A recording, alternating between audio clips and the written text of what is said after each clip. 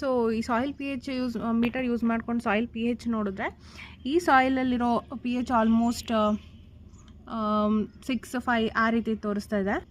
So ಇದನ್ನು ಹೇಳಿದರೆ soil P H ಕಡಿಮೆ ಇದೆ, ಅಂದರೆ 7 ಮೇಲಿದ್ರೆ ನಾವು ಆಲ್ಕಲಿನ್, 7 ಕೆಳಗಿದ್ರೆ ಅಸಿಡಿಕ್ ಅಂತ ಹೇಳ್ತೀವಿ.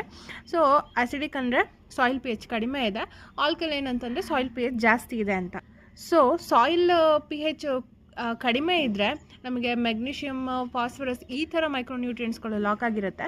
ಸಾಯಿಲ್ ಪಿ ಎಚ್ ಅಂದರೆ ಆಲ್ಕಲೈನ್, ಸಾಯಿಲ್ ಪಿ ಎಚ್ ಜಾಸ್ತಿ ಇದ್ದಾಗ ನಮಗೆ ಬೋರಾನು, ಫೆರಸ್ ಈ ರೀತಿಯಾದಂಥ ಮೈಕ್ರೋನ್ಯೂಟ್ರಿಯೆಂಟ್ಗಳು ಮಣ್ಣಲ್ಲಿ ಲಾಕ್ ಆಗಿರುತ್ತೆ. ಸೊ ಲಾಕ್ ಆಗಿರುತ್ತೆ ಇನ್ ದ ಸೆನ್ಸ್ ಆ ನ್ಯೂಟ್ರಿಯೆಂಟ್ಸ್ಗಳು ಗಿಡಕ್ಕೆ ಸಿಗ್ತಾ ಇರಲ್ಲ. ಸೊ ನಾವೇನು ಸಾಯಿಲ್ ಪಿ ಎಚ್ ಎರಡು ಮೇಲೆ ಡಿಸೈಡ್ ಆಗಿರುತ್ತೆ. ಒಂದು ಸಾಯಿಲ್ ನೇಚರು, ಬೇಸಿಕಲಿ ಸಾಯಿಲ್ ನೇಚರಿಂದ ಪಿ ಎಚ್ ಡಿಸೈಡ್ ಆಗುತ್ತೆ. ಇನ್ನೊಂದು ನಾವು ಏನು NPK ಹೆಸರಲ್ಲಿ ನಾವು ಗಿಡಗಳಿಗೆ ಫರ್ಟಿಲೈಸರ್ ಕೊಡ್ತಾ ಇದ್ದೀವಿ, ಸೊ ಇದರ ಡೋಸೇಜ್ ಜಾಸ್ತಿ ಆದಾಗ ಕೆಲವೊಂದು ಸಲ ಪ್ಲ್ಯಾಂಟ್ಗೆ ಬೇಕಾಗಿರೋದಕ್ಕಿಂತ ಜಾಸ್ತಿ ಹಾಕಿದಾಗ ಆ ನ್ಯೂಟ್ರಿಯೆಂಟ್ಸ್ಗಳ ರೆಸಿಡ್ಯೂಸ್ಗಳು ಮಣ್ಣಲ್ಲಿ ಹೋಗಿ ಅವುಗಳು ಕೂಡ ಸಾಯಿಲ್ ಪಿ ಎಚ್ನ ಇಂಬ್ಯಾಲೆನ್ಸ್ ಮಾಡಿರುತ್ತೆ.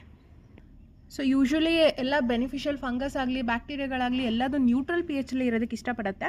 So soil P H imbalance ಆದಾಗ ನಮಗೆ ಬೆನಿಫಿಷಿಯಲ್ ಆರ್ಗ್ಯಾನಿಸಮ್ಸ್ ಸಾಯಿಲಲ್ಲಿ ಇರೋದಿಲ್ಲ.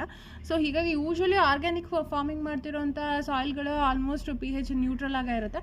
ಬಟ್ NPK ಹೆಸರಲ್ಲಿ ನಾವೇನು ಫರ್ಟಿಲೈಸರ್ ಕೊಡ್ತಾ ಇದ್ದೀವಲ್ಲ, ಸೊ ಆ ಥರ ಸಾಯಿಲ್ಗಳಲ್ಲಿ ನಮಗೆ ಪಿ ಎಚ್ ಇಂಬ್ಯಾಲೆನ್ಸ್ ಕಾಣುತ್ತೆ.